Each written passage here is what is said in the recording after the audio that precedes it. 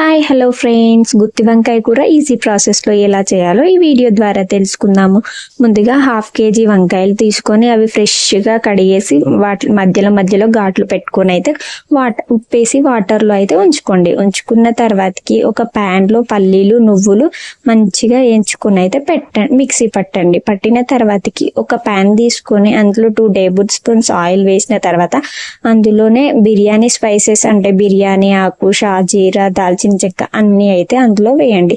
వేసిన తర్వాతకి అందులోనే 2 పచ్చిమిర్చి అలాగే కరివేపాకు వేసి మంచిగా ఫ్రై చేయండి. ఫ్రై చేసిన తర్వాత మనం ముందుగా తీసుకున్న వంకాయలు అయితే ఉన్నాయి కదా, అవి కూడా అందులో వేసి మంచిగా వేగాలి. నూనె మొత్తం అవి పీల్చుకోవాలి. నూనె మొత్తం పైకి వచ్చే విధంగా మంచిగా పీల్చుకునేదాకా వంకాయ ముక్కలను అయితే ఫ్రై చేయండి. ఫ్రై చేసిన తర్వాత మనం ముందుగా గ్రైండ్ చేసి పెట్టుకున్న పల్లీల పేస్ట్ అయితే ఉంటుంది కదా, అది అందులో అయితే యాడ్ చేయండి.